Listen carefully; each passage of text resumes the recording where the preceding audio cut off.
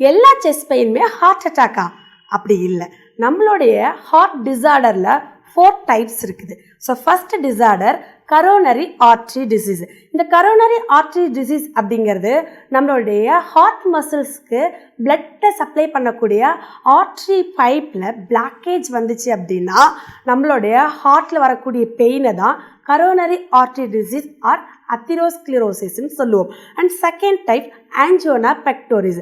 இந்த angina pectoris அப்படிங்கிறது நம்ம ஹார்ட்டில் வரக்கூடிய அக்யூட் செஸ்ட் பெயின், அதாவது நம்மளுடைய ஹார்ட் மசில்ஸ்க்கு போதுமான அளவு ஆக்சிஜன் கிடைக்கலனா அந்த மசில்ஸில் வரக்கூடிய பெயினை தான் நம்ம ஆஞ்சியோனா பெக்டோரிஸ்ன்னு சொல்லுவோம். And third type heart failure. இந்த ஹார்ட் ஃபெயிலியர் அப்படிங்கிறது நம்மளுடைய ஹார்ட்டால் கரெக்டான அளவு பிளட்டை பம்ப் பண்ண முடியாமல் போகிறது தான் ஹார்ட் ஃபெயிலியர்னு சொல்கிறோம். அண்ட் அதே மாதிரி ஹார்ட் அட்டாக் அப்படிங்கிறது நம்மளுடைய ஹார்ட் மசில்ஸ்க்கு போதுமான அளவு பிளட் சப்ளை கிடைக்கலனா அந்த ஹார்ட் மசில்ஸில் வரக்கூடிய பெயினை தான் ஹார்ட் அட்டாக்னு சொல்லுவோம். இந்த மாதிரியான இன்ட்ரெஸ்டிங்கான இன்ஃபர்மேஷனை தெரிஞ்சுக்கணுமா?